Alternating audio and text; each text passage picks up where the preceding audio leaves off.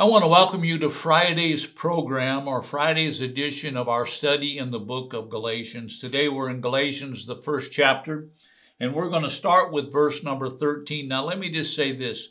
Verses 13 through 17 include or are the testimony of the Apostle Paul. Now, we're not going to get through all four verses. Today we may just get through one verse. So join us again next week as we continue that study. The Apostle Paul has a wonderful, wonderful testimony. And we're going to look at that, and we're going to look at it in a little bit of a depth. You see, sometimes we get this idea that these men that wrote the Bible, that they were perfect before God called them and used them. You know what? Paul was far from perfect. Peter was far from perfect. Jude was far from James. I mean, all of these guys were very far from being perfect before God called them and began to use them. So in verse number 13, the Apostle Paul is explaining to the Galatians again what happened to him.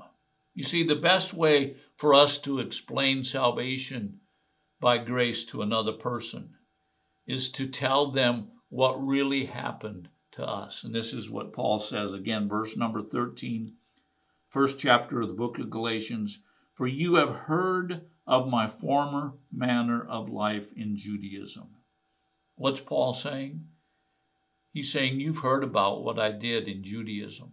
You've heard my testimony before. Now notice he says in Judaism. Why is Paul writing this? Paul is writing this because there are Jewish people that are trying to preach another gospel, or not trying. They are actually preaching another gospel, and they are moving the Galatians away from a gospel of grace to a gospel of works. And so Paul says, now I want to remind you guys of this. I was Jewish. And then he goes on in verse number 13, and how I used to persecute the church of God beyond measure and tried to destroy it. What's Paul saying? Paul's saying, I used to persecute the church. In fact, the Apostle Paul was instrumental in killing Christians. We don't know if he actually pulled the trigger, actually killed them himself, but he was instrumental in having them brought into prison. He was instrumental in some of them having died. He was there the day that Stephen was executed and stoned for being a believer. He held the coats of those that were throwing the stones. The Apostle Paul, what was he doing? He was on his way to persecute the church when God appeared to him. You understand that the Apostle Paul was a persecutor of the church. His Judaism was so strong that he was attacking the church. And notice what he says, and beyond measure. Now this, some people say, well, that's in hyperbole. No, it's in hyperbole. It's an exaggeration. I don't know if it was or not. The Apostle Paul said, you know what? I persecuted the church, and we can't even measure the amount of harm that I did to the church. Wow. It wasn't just a little bit of persecution that Paul was involved in. He was persecuting the church. And he was persecuting it in a way where Paul himself says, you know what? I don't think we can even measure that. We can't even measure the harm that we've done. Can you imagine what Paul was doing? But then when Jesus came to Paul, can you imagine the amount of grace that the Apostle Paul received? He was persecuting the church.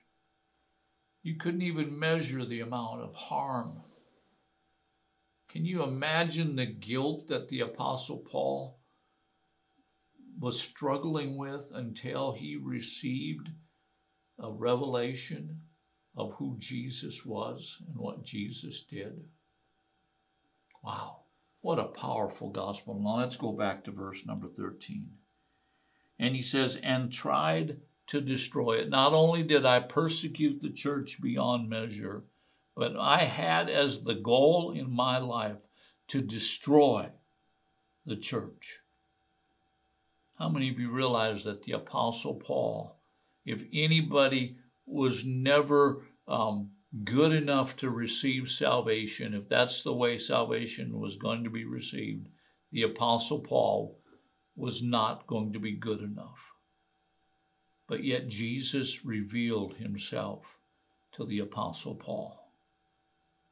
You see, you don't clean a person up before you tell them about Jesus. You tell them about Jesus, and then you allow the Spirit of God to do the work of sanctification in that person's life. Verse number 14. I was advancing in Judaism beyond many of my contemporaries among my countrymen. What was Paul saying? He's saying, as far as Judaism was concerned, I'm advancing. Not only am I advancing in Judaism, but I'm going way beyond everybody else. I am a good Jew. I am a good man trying to attain salvation by works.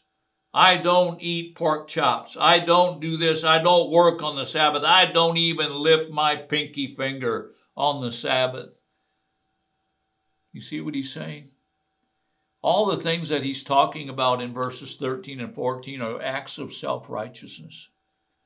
And Paul is saying to us, I did them all. If there was anybody who was self-righteous, it was me. Back to verse number 14. Being more extremely zealous for my ancestral traditions. You know, there are people that will die for their traditions. The Apostle Paul was one of them. He said, I was so zealous. I was so red hot. The word zealous means to be red hot or to be very passionate about their traditions. So we see a man here that was so wrapped up in himself, so wrapped up in self-righteousness. But we also need to keep in mind as we close this session and close this week, the Apostle Paul was set free by a revelation of Jesus Christ. It's my prayer for you that you have that revelation of Jesus Christ, that you have a revelation of being saved by grace in your life today. Thank you for watching.